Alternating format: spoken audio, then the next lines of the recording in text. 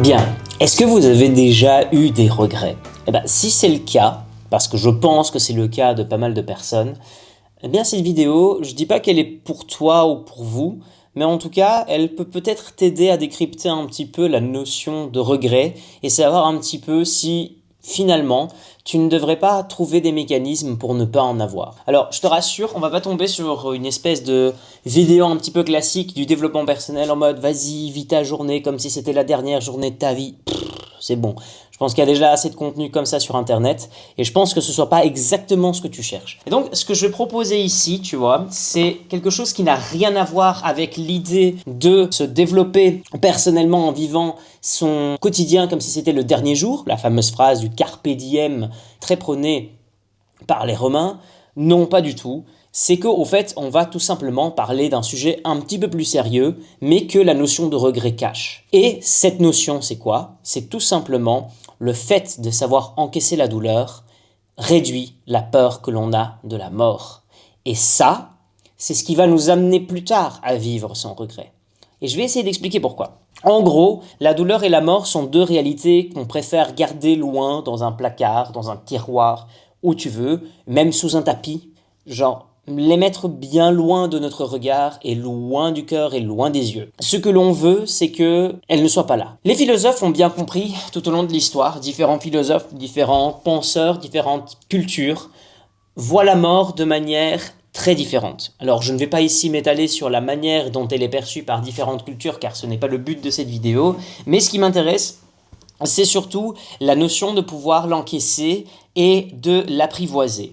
Et pour cela, on va voir pourquoi est-ce qu'une souffrance contrôlée, une forme de connaissance contrôlée sur la capacité à endurer tout un ensemble d'adversités et de choses qui puissent nous arriver, réduit considérablement la peur que l'on a sur la mort et, par extension, le fait de pouvoir vivre son regret tout en se lançant dans les projets, les expériences qu'on n'a jamais osé faire sous prétexte qu'on ne sait pas ce qui se passera, mais qu'enfin on pourra sauter le pas et faire confiance au saut dans le vide. Et ça, je pense que c'est quelque chose qui pourra intéresser un très grand nombre de personnes. Ce qu'il faut savoir, avant que l'on commence à développer cette notion, c'est que la douleur est une espèce d'entraînement. En fait, la douleur, c'est pas seulement une épreuve physique, contrairement à ce que les gens peuvent penser. Alors oui, elle est physiquement ressentie. Nous avons tous un système nerveux qui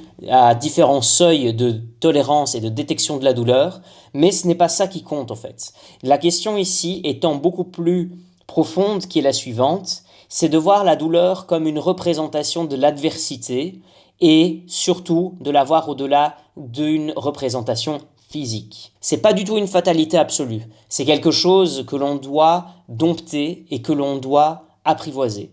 Je pense ici au philosophe Épictète qui avait une citation très très intéressante et très belle là-dessus, c'est qu'il disait « Ce qui trouble les hommes, ce ne sont pas les choses, mais les jugements qu'ils portent sur ces choses. » Et déjà là, on a une manière très stoïcienne de voir, puisque Épictète était un philosophe du courant stoïcien. Souvenez-vous, dichotomie du contrôle, savoir ce que l'on peut contrôler, de ce que l'on ne peut pas contrôler, investir son énergie sur ce que l'on peut contrôler, laisser de côté ce que l'on ne peut pas contrôler car c'est de l'énergie gaspillée. Ce qui trouble les hommes, ce ne sont pas les choses, mais la manière dont ils appréhendent ou les jugements qu'ils portent sur ces choses.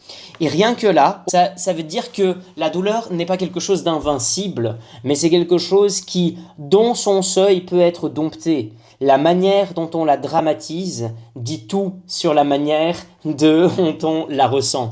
Exemple qui va parler ici à tout le monde, c'est quand on se cogne le petit orteil de pied dans une armoire et que on finit par se faire mal. La douleur à proprement parler, elle dure 10 secondes, 15 secondes, mais au final, notre petit cinéma là, en mode lorsque l'on fait sortir tous les jurons du monde parce qu'on s'est vraiment fracassé le petit doigt ou les grands doigts, je sais pas, il dure plus longtemps. Et c'est parce qu'on aime dramatiser cette douleur.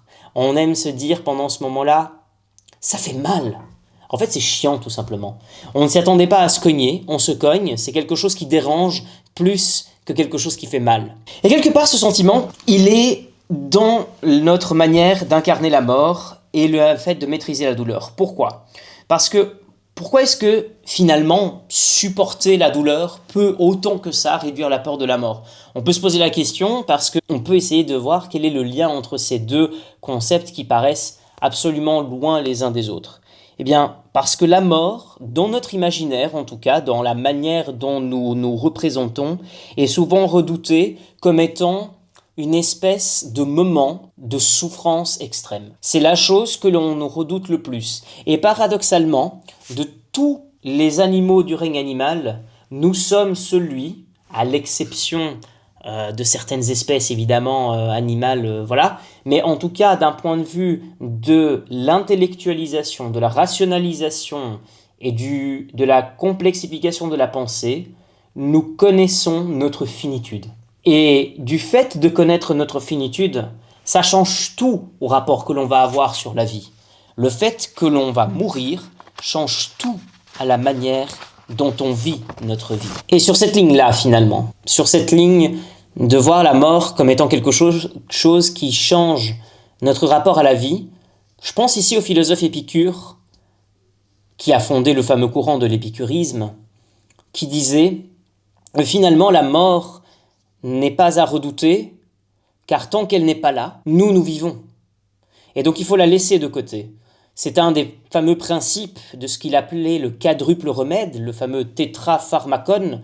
Donc il a, si vous voulez, dans une mesure pharmaceutique, associé la philosophie à une forme de médicament, de remède, et que le fait de se pencher sur les questions et le questionnement serait capable de nous rendre une certaine forme de ataraxie, c'est-à-dire de tranquillité, de paix intérieure. Et il avait cette célèbre formule en disant « Ne redoutons pas la mort » ou « Ne doutons pas la mort ». Pourquoi? Parce que tant que la mort n'est pas là, nous sommes vivants. Donc nous sommes capables de nous concentrer sur notre instant présent, celui de la vie, et pas celui de la mort. Donc ne redoutons pas la mort. Et finalement, et il complétera la formule, donc ne redoutons pas la mort, car quand elle est là, tant qu'elle n'est pas là, nous sommes, nous existons. Et puis il complétera la formule en disant, et quand elle sera là, c'est-à-dire quand la mort arrivera, eh bien nous on ne sera plus. Nous on ne sera plus là. Donc le problème sera très vite résolu, puisque de toute façon la mort nous emportera. Alors, vous allez me dire, oui, joyeux épisode aujourd'hui, on va parler de la mort, wouhou, yippie, wouh. Pour notre ami Épicure, et c'est très intéressant cette perspective qu'il nous donne, parce que je trouve qu'elle sert vraiment bien à la fois le propos de cette vidéo, mais également le propos que je souhaite tenir, c'est que la mort n'est pas une douleur prolongée telle que nous la redoutons dans notre imaginaire ou dans notre inconscient, mais la mort est quelque part une absence totale de sensation. Ben oui, c'est l'absence de la vie, donc par extension, l'absence totale de sensation. Si après il y a une vie après la mort, ça c'est toute une autre question qui nous renvoie à des dimensions bien évidemment métaphysiques, spirituelles, religieuses. Mais ce n'est pas le propos de cette vidéo. Donc, je ferme la parenthèse. Néanmoins, le résultat de cette philosophie que nous propose ici Épicure, qui est très belle, c'est que finalement, apprendre à tolérer la douleur, c'est se démontrer à soi-même, même dans ses manifestations les plus rudes, qu'elle est supportable. Il avait une autre formule dans son fameux quadruple remède, le bien est facile à pratiquer et le mal est facile à supporter. Donc, si le mal est aussi facile à supporter, c'est que il y a une tentative dans la philosophie d'Épicure d'apprivoiser et d'atténuer la souffrance. Et donc effectivement, la vie ne peut pas être qu'un ensemble de problèmes, la vie ne peut pas être que souffrance. Et donc nous ne pouvons pas nous concentrer unique et exclusivement sur les choses qui vont nous faire mal. Et oui, la vie est faite d'obstacles, la vie est faite d'adversités, et parfois la vie est faite de situations beaucoup plus complexes que ce qu'il ne semblerait le croire. Mais, en dépit de toutes circonstances, il est super important de voir que la douleur peut être apprivoisée, du moins si vous appliquez ce principe d'Épicure qui est extrêmement essentiel pour percevoir quelque part la douleur et la souffrance comme des choses faisant partie de notre vie, mais que nous pouvons contrôler, que nous pouvons apprivoiser et que au final, en écartant cela de notre imaginaire, ou en tout cas en écartant le poids peut-être parfois excessif que ces réalités peuvent avoir dans notre imaginaire, nous nous serons livrés d'un poids absolument fondamental. Et puis arrive la dernière partie ici que je souhaite partager avec vous de cette petite vidéo qui est la suivante, c'est qu'il faut vivre une vie sans regret. Et vivre une vie sans regret, maintenant que nous avons établi que la mort doit être mise à sa place, c'est qu'il faut vivre avec l'idée de la fin. C'est la fameuse phrase de Platon qui disait « philosopher, c'est apprendre à mourir », ce qui est une extension ou une autre manière de dire que philosopher, c'est aussi apprendre à vivre. Puisqu'au final, quand on essaye de vivre convenablement, quand on essaye de se donner des principes de vie cohérents et quand on essaye de se donner la fameuse expression, une philosophie de vie, on veut apprendre, on doit apprendre. On doit se donner une ligne de conduite. Et vivre avec cette idée de finalité fait naître en nous une forme de responsabilité face à la mort, mais surtout face à la vie. Et j'aimerais qu'on s'arrête un instant sur ça, parce que celui qui accepte la douleur et la mort se libère de ce fardeau. C'est pas seulement le fait de l'écarter ou de lui donner juste sa juste place, c'est se libérer d'un fardeau qui peut enfin te laisser la place ou vous laisser la place de commencer à vivre. Ok, nous sommes des êtres finis. Ok, allons de l'avant. Allons de l'avant. Philosopher, c'est apprendre à mourir. Oui, mais c'est aussi philosopher, c'est aussi apprendre à vivre. Et donc, se libérer de ce fardeau est quelque chose d'absolument essentiel. Comme le disait déjà Marc Aurèle, ne vis pas comme si tu devais vivre 1000 ans. La mort plane au-dessus de toi. Tant que tu vis, tant que c'est possible, deviens un homme de bien. Donc, sachant que tu vas mourir, tu as désormais une mission. Deviens quelqu'un de bien. Deviens qui tu es. Deviens celui que tu dois être. Ce n'est pas du développement personnel à 2 balles. C'est le poids de la responsabilité de ton existence. Tu dois devenir, de par la responsabilité qui t'est imputée, quelqu'un de bien. Quelqu'un en qui les gens doivent avoir confiance. Quelqu'un qui prône et porte des valeurs puissantes pour ton éducation, pour ta formation, pour ta colonne vertébrale existentielle. Si tu sais que tu es un être fini, tu as l'obligation morale d'apprendre à devenir quelqu'un de bien, de t'instruire et de devenir meilleur. Encore une fois, ça peut être par le développement personnel, mais ce n'est pas exclusif à cela, ce n'est pas exclusif à la philosophie non plus. Il ne faut pas oublier que philosopher, c'est pas penser, c'est une manière de penser. Et donc, qu'est-ce qu'il faut dans tout ça pour atteindre cette vie sans regret? Mais il faut du courage.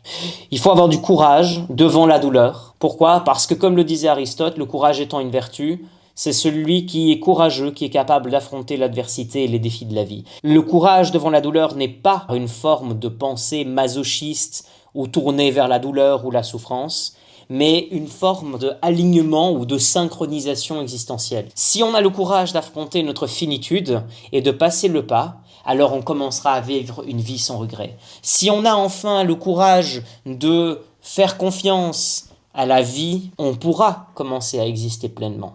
Si on accepte la responsabilité de la mission qu'est la vie, alors on pourra commencer à vivre complètement.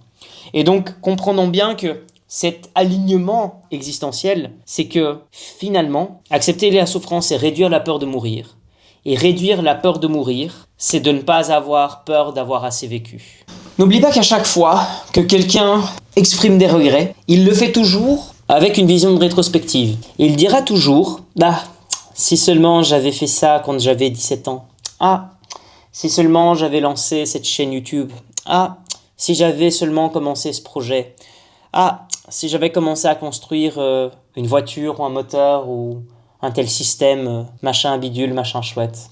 Ah, si j'avais commencé. Vous voulez éviter les regrets? C'est très simple. Vous acceptez votre responsabilité d'existence et vous commencez à vous inculquer la mission de ne pas avoir de regrets en commençant la première à réduire la peur de la mort et de la finitude. Merci infiniment de votre attention. J'espère que cette vidéo vous a plu.